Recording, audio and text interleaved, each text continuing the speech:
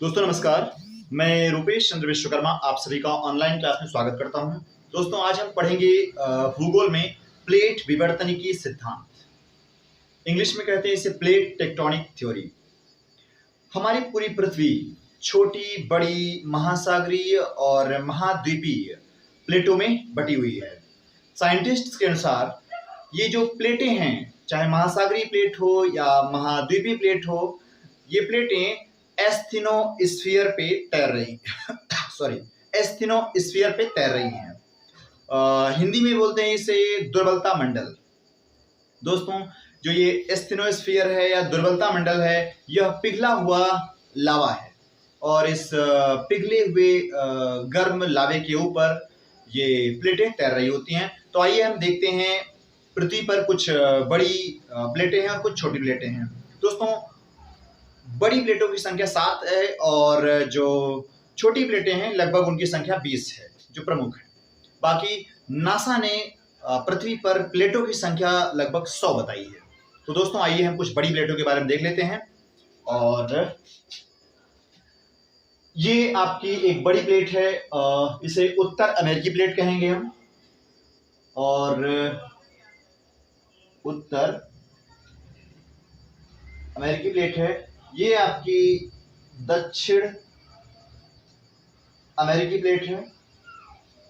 और ये आपकी जो यहां से यहां तक है, ये यूरेशियन प्लेट है। दोस्तों ये आपकी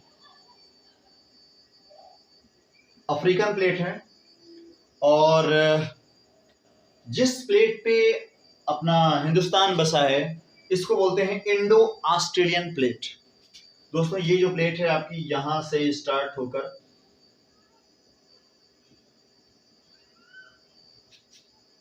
ये पूरे ऑस्ट्रेलिया और न्यूजीलैंड को अपने में शामिल किए हुए हैं। तो इसे इंडो और ऑस्ट्रेलियन प्लेट के नाम से जाना जाता है। ये महासागरीय और महाद्वीपीय प्लेट है, मतलब ये आधी महासागरीय प्लेट है और आधी महाद्वीपीय है, जिसे महासागरीय महाद्वीपीय प्लेट कहते हैं। तो दोस्तों ये आपकी हो गई इंडो ऑस्ट्रेलियन प्लेट। और नीचे आपका ये अंटार्कटिका है, तो ये आपकी अंटार्कटिक प्लेट है।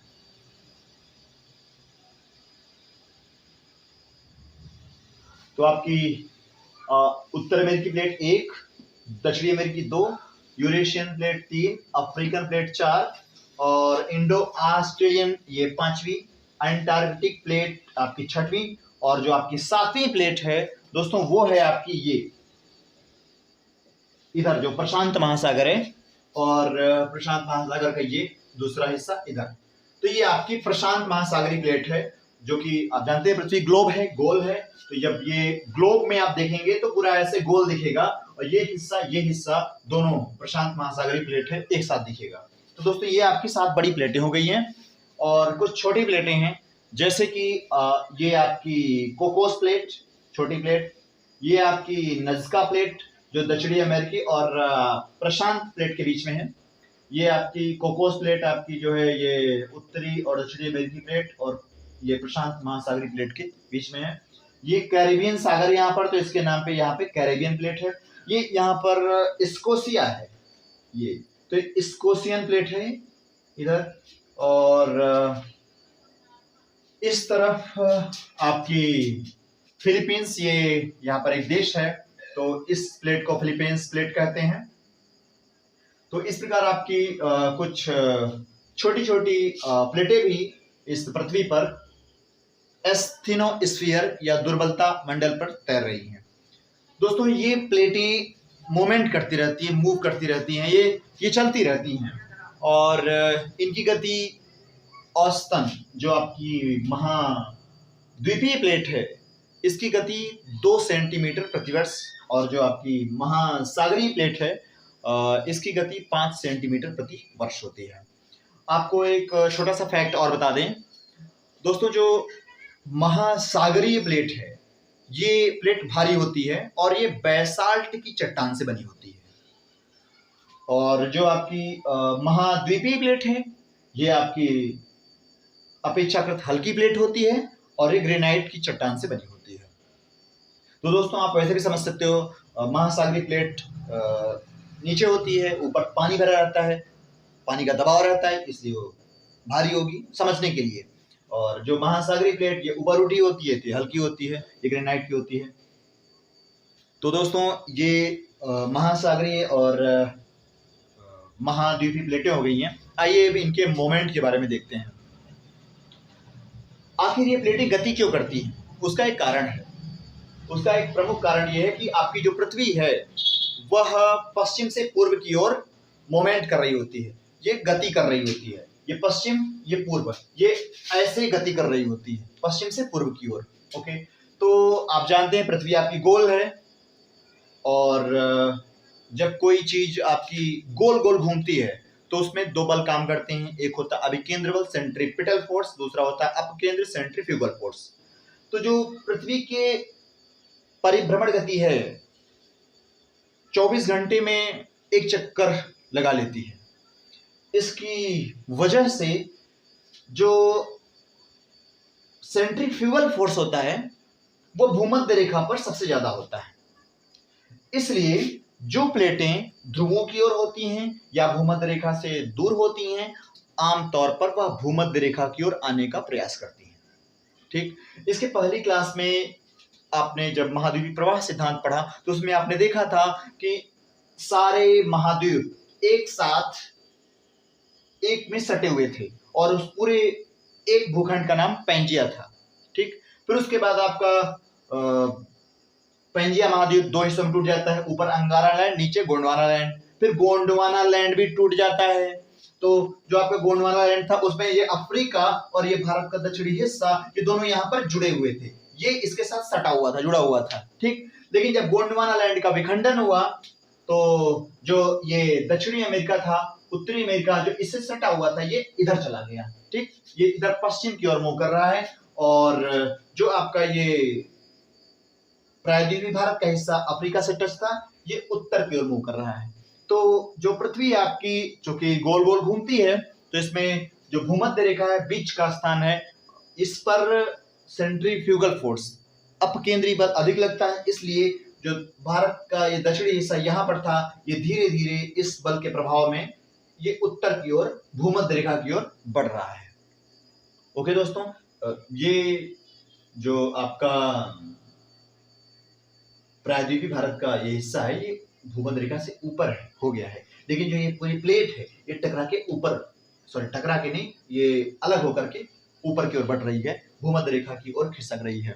और अभी हम बात करेंगे कि इसके ऊपर यूरेशियन प्लेट से टकराने से यहाँ पर आपका हिमालय पर्वत भी बन रहा है, बाद में बात करेंगे।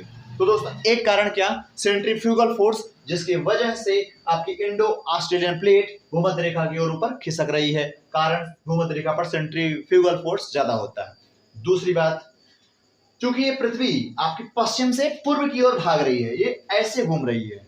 ओके, इसलिए जो आपकी उत्तर अमेरिकी प्लेट और दक्षिण अमेरिकी प्लेट है, ये एक साथ पश्चिम की ओर पीछे छूटती जा रही है, इसलिए इसका मोमेंट क्या इधर है। ओके, इसका मोमेंट इस पश्चिम की ओर है। तो ये कुछ कारण है और जिनकी वजह से आपकी प्लेटें मूव कर रही हैं। ओके दोस्तों, इसी के साथ एक रीजन और है जिसकी वजह से ये प्लेटें मूव करती हैं। मैंने अभी बताया था कि सारी प्लेटें दुर्बलता मंडल एस्थेनोस्फीयर के ऊपर तैर रही हैं। दुर्बलता मंडल क्या है? यह लावे से भरी हुई एक परत है, गर्मा गर्म लावा धधकता हुआ, उसके ऊपर तैर रही है। अच्छा, इस पृथ्वी के अंदर कहीं कहीं पर रेडियो एक्टिव पदार्थ पाए जाते हैं, रेडियोधर्मी पदार्थ पाए जाते हैं, जो आमतौर पर विघटित होते रहते हैं, जिनसे एक प्रकार की ऊर्जा निकलती रहती है। ऊर्जा की वजह से गर्मी उत्पन्न होती है, जिसकी वजह से कहीं कहीं पर पृथ्वी के नीचे जो आपका एस्थेनोस्फीयर है, इसमें एक ऊर्ध्वाधर तरंग उत्पन्न होती है। इसको थोड़ा सा हम समझाएंगे। इसको मान लीजिए ये एक बर्तन है जिसमें पानी भरा हुआ है, ओके, और इसमें पानी भरा हुआ है और यहाँ पर एक किनारे मोमबत्ती जला दी जाए, ठीक, मोमबत्ती की लौ, सिर्फ इस जगह पर मोमबत्ती की लौ पानी गर्म करेगी या नहीं गर्म करेगी?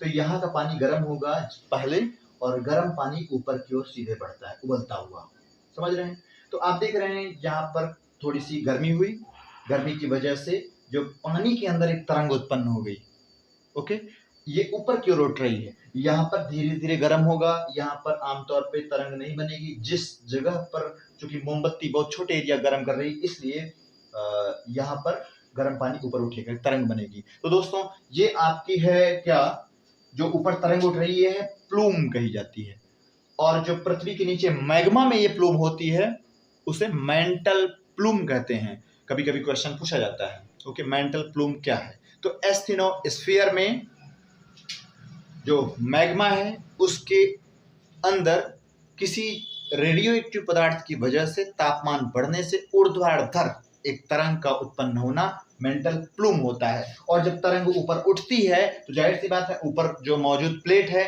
उस पर धक्का देगी, उसको इधर उधर मूव कराएगी, तो इसकी वजह से, प्लूम की वजह से भी ये प्लेटों का संचलन होता है। ओके दोस्तों, इसको मिटा देते हैं।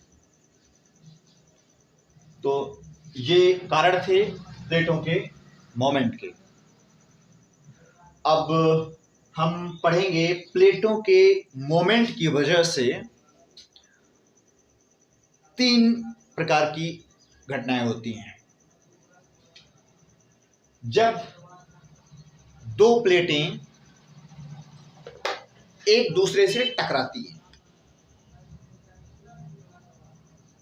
तो एक स्थिति, दूसरी स्थिति 2 प्लेटें एक दूसरे से दूर जाती हैं, ओके, तीसरी स्थिति जब 2 प्लेटें एक दूसरे को रगड़ते हुए ऐसे जाएं, ओके, तीसरी स्थिति जब 2 प्लेटें एक दूसरे के पास आती हैं तो इसको बोलते हैं अभिसारी प्लेट सीमा, अभिसारी टकराव, ओके।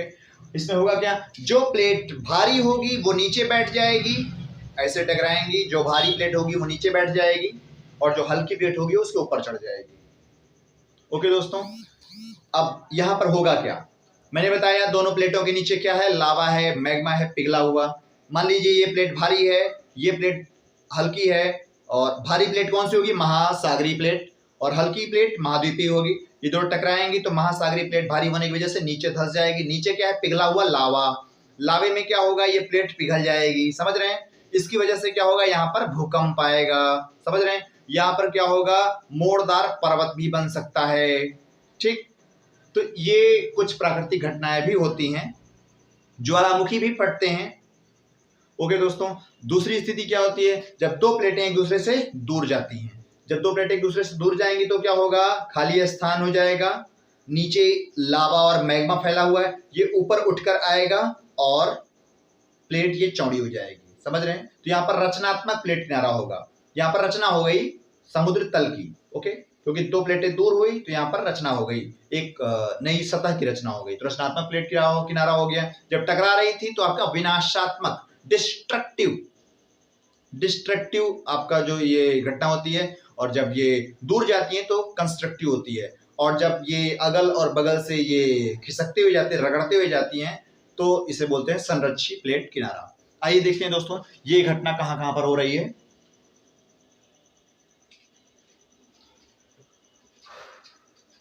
दोस्तों ये जो उत्तर अमेरिकी प्लेट है, दक्षिण अमेरिकी प्लेट है, ओके, ये सिर्फ भूभाग पर ही नहीं है, क्योंकि मैंने बताया था ये दोनों क्या हैं, ये आपस में सटे हुए थे कभी, ओके, और बाद में दूर दूर हुए। तो जो ये प्लेट है आपकी कुछ दक्षिणी अमेरिकी प्लेट कुछ इस प्रकार है, समझ रहे हैं। उत्तर अमेरिकी प्लेट ये भूभाग तो है ही, ये महासागर का, अटलांटिक महासागर का भी एक भाग इस उत्तर अमेरिकी प्लेट के साथ है। जब दोनों प्लेटें दूर हुई यानी अपसारी प्लेट सीमा बनी, ओके, तो नीचे का जो लावा मैग्मा था ये ऊपर उठा और उसके ऊपर पानी भरा हुआ है यानी ठंडा हो गया। तो यहाँ पर आपकी समुद्र के अंदर एक ऊंची मेड़, मेड़ जानते हैं, जब दो खेतों का बंटवारा करना होता है तो दो खेतों के बीच में एक ऊंची मिट्टी की लाइन बनाई जाती है जिस पर लोग आते जाते हैं, चलते रहते हैं, और वो सीमा होती है दो खेतों की। तो इसी प्रकार जब दोनों प्लेटें ये अलग हुई ऐसे, तो यहाँ पर नीचे से लावा मैग्मा उठा, ऊपर भरा था पानी, और इसकी वजह से ये मैग्मा अंदर ही अंदर जम गया, और ये मध्य अटलांटिक कटक कहा जाता है। कटक पानी के अंदर, समुद्र के अंदर ये ऊंची मेड़ सी है, बहुत ऊंची मेड़ है, खाई, खाई तो गहरी होती है, समझ रहे हैं, ये ऊंची मेड़ सी बन जाती है, इसे मध्य अटलांटिक कटक कहते हैं। इसका निर्माण कैसे हुआ? ये आपकी उत्तर अमेरिकी दक्षिण अमेरिकी प्लेट यूरेशियन और अफ्रीकन प्लेट से अलग हो गई, कभी जुड़ी हुई थी ना, अलग हो गई, तो मध्य अटलांटिक कटक बन गया। ओके, दूसरी बात, उधर ये आपकी क्या है, प्रशांत प्लेट है, ये प्रशांत प्लेट, और ये आपकी उत्तर अमेरिकी प्लेट, दक्षिण अमेरिकी प्लेट है, समझ रहे हैं, ये भी आपस में टकरा रही हैं। टकराने का मतलब क्या, प्रशांत प्लेट आपकी भारी है क्योंकि महासागरीय प्लेट है, उत्तर अमेरिकी दक्षिणी अमेरिकी प्लेट क्या है आपकी, हल्की प्लेट है क्योंकि महाद्वीपीय प्लेट है। ये जब टकराएंगी तो भारी प्लेट जो है आपकी ये नीचे धंस जाएगी, और जो ये आपकी हल्की प्लेट इसके ऊपर चढ़ेगी और यहाँ पे मोड़ बन जाएगा, ये ऐसे, ओके ऐसे। तो इसकी वजह से यहाँ पर रॉकी पर्वत श्रेणी का निर्माण हुआ है, और यहाँ पर एंडीज पर्वत श्रेणी का निर्माण हुआ है। ओके, अच्छा, चूंकि यहाँ पर महासागरीय प्लेट और महाद्वीपीय प्लेट दोनों टकरा रही, और जो महासागरीय प्लेट नीचे घुस रही है, नीचे पिघल रही है, लावा मैग्मा पिघल रहा है, जिसकी वजह से ये मैग्मा ऊपर निकल कर फूटता भी है ज्वालामुखी के रूप में। तो यहाँ पर आपको विभिन्न प्रकार की ज्वालामुखी भी इस किनारे पर मिलते हैं। ओके दोस्तों, भूकंप भी आते हैं, ज्वालामुखी भी फटते हैं, पर्वत का निर्माण भी होता है, ये सब हुआ। अब हम देख लेते हैं दोस्तों, इधर भारत की बात करें तो दोस्तों यहाँ पर आपकी यूरेशियन प्लेट, कौन सी प्लेट है, महाद्वीपीय प्लेट है, हल्की प्लेट है, ठीक। इंडो ऑस्ट्रेलियन प्लेट, ये कौन सी प्लेट है, ये ना तो महासागरीय है ना तो अकेले महाद्वीपीय है, ये महासागरीय महाद्वीपीय एक साथ है, क्योंकि ये हिस्सा धरातलीय है, जमीन का है, ये समुद्र है, ये ऑस्ट्रेलिया फिर आपका जमीन का है, तो ये महाद्वीपीय महासागरीय प्लेट है। ओके, और जो ये किनारा है ये तो महाद्वीपीय हो गया, जमीन है। ओके, यूरेशियन प्लेट भी क्या है, महाद्वीपीय हो गया। तो जो यूरेशियन प्लेट और इंडो ऑस्ट्रेलियन प्लेट यहाँ पे टकराई, इस जगह पे टकराई, तो यहाँ पर महाद्वीपीय महाद्वीपीय प्लेट टकराई। अच्छा, चूंकि ये भारी प्लेट थी, महासागर भी हिस्सा इसमें लगा हुआ है। ओके, तो ये प्लेट जो है आपकी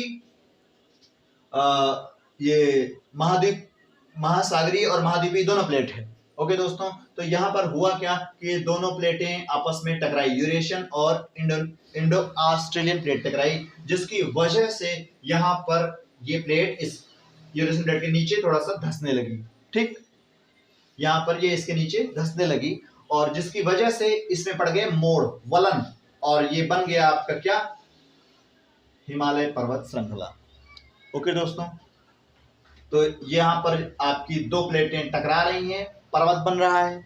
चूंकि ये भी आपकी महाद्वीपीय प्लेट है, ये हिस्सा भी इसका महाद्वीपीय हिस्सा है, इसलिए इसके नीचे जो प्लेट का धसाव होता है, प्लेट का गलना होता है, वो इतना प्रभावी नहीं होता है कि यहाँ पर ज्वालामुखी फूट सके। ओके, और यहाँ पर इतना ऊंचा पर्वत भी इससे निर्मित हो रहा है। ओके दोस्तों, तो यहाँ पर पर्वत का तो निर्माण होता है, लेकिन यहाँ ज्वालामुखी नहीं फटते हैं। यही स्थिति इस जगह पर भी होती है।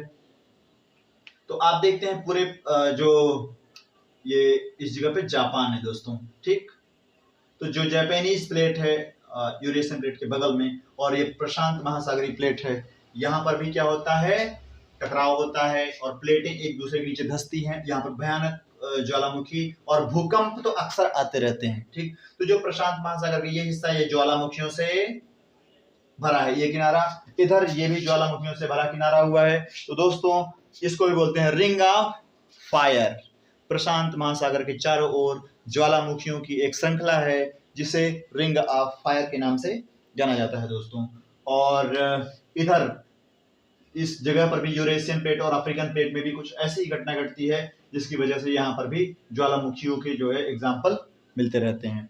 तो दोस्तों ये आपने पढ़ा प्लेट विवर्तनिकी सिद्धांत, मतलब प्लेटों के स्वभाव और प्लेटों के जो इधर से उधर जाना, प्लेटों का विस्तार, ये प्लेट विवर्तनिकी सिद्धांत है। और आशा करते हैं आपको समझ में आ गया होगा। यदि आपको समझ में ना आया हो तो आप कमेंट बॉक्स में कमेंट करके कोई भी क्वेश्चन पूछ सकते हैं। ओके दोस्तों, नमस्कार।